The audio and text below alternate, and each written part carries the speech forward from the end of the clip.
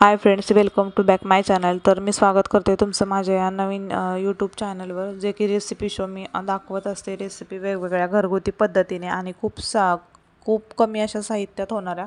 तर मी इथं आज अंडा भुर्जी करणार होते, तर म्हटलं रेसिपी तुमच्यासोबत शेअर करूयात। तर मी इथं अंडी, कांदा, टोमॅटो आणि कोथिंबीर एवढं घेतलेलं आहे। एवढं सामान लागतं, जास्त काही नाही।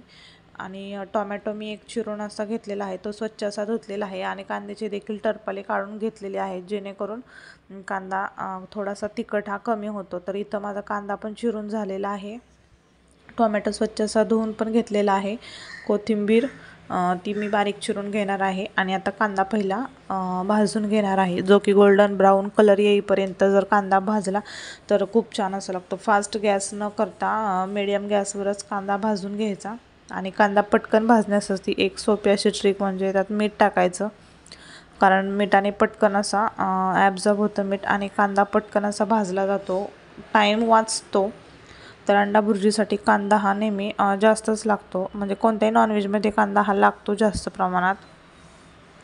तर इथं मी तेल पण टाकून घेतलेलं आहे, आणि तेल आणि मीठ असं जर टाकलं तर कांदा पटकन असा भाजला जातो। आणि गोल्डन ब्राऊन कलर येईपर्यंत भाजायचा आहे कांदा, जो की थोडासा टाईम लागतो, पण तो टाईम वाचतो।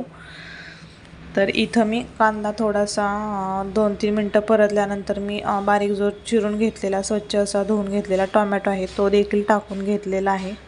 टोमॅटो खूप छान असा लागतो अंडा भुर्जीत, तर तो मी तरी टाकते, काही नाही आवडत तर ते काही जण नाही टाकत, पण टोमॅटोने एक छान टेस्ट येते वेगळीच।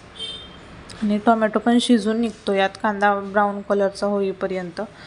तर कांदा ब्राऊन कलरचा झालेला आहे इथं गोल्डन ब्राऊन, आणि तो मी साईडला सारून घेतलेला आहे। आणि तेल ते आहे त्यात जे टाकलेलं ते खाली बरोबर मध्ये असं साठलेलं आहे। तर मी त्यात अंडी अशी फोडून टाकणार आहे, बघू शकता, जेणेकरून अंडे जर तेलात भाजून काढले तर त्याचा जो उग्र वास असतो, जो वशाळ वास असतो, तो कमी होतो आणि खूप छान अशी टेस्ट लागते। वास असा येत नाही अंड्याचा, नाही तर तसेच अंडे जर टाकले तर अंड्याचा खूप असा स्ट्रॉंग वास येतो।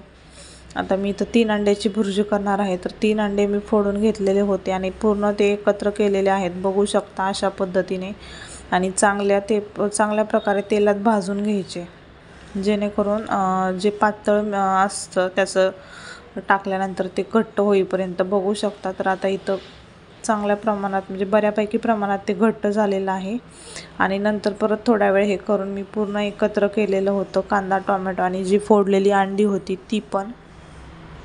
तर हे परत मी सगळं एकत्र करून घेत आहे, आणि जे की अंडी टाकलेली होती ते देखील परत स्मॅश करून घेत आहे, जेणेकरून मीठ हे प्रत्येक ठिकाणी लागलं जावं। आणि टोमॅटो पण भाजून निघलेला होता शिजून। तर अशा पद्धतीने करते मी, यात काही जास्त सामान टाकण्याची गरज नाही आहे। इथं मी थोडीशी हळद टाकलेली होती, चिमूटभर इतकी। हळदीने एक वेगळाच कलर येतो त्यासाठी। आणि त्यानंतर जो आपला घरगुती काळं तिखट असतं ते देखील टाकलेलं होतं। आणि मीठ तर अगोदरच टाकलेलं होतं, त्यामुळे मीठ असं टाकायचं नाही। आणि हे परत सगळं एकत्र मिक्स करून घ्यायचं, कारण मसाला हा प्रत्येक भुर्जीच्या ह्याला लागला पाहिजे त्यासाठी। आणि हळदीचा पण कलर हा सगळीकडे हे झाला पाहिजे, तर त्यासाठी हे सगळं परत मी एकत्र घेत आहे। आणि थोडंसं तेलही जास्त टाकलं तर भुर्जी खूप साऱ्या सुट्ट्या अशा प्रमाणात होती। तर बघू शकता इथं आपली भुर्जी तयार झालेली आहे, बिना पाण्याचा वापर न करता ही आपण भुर्जी करतो, तर बघू शकता।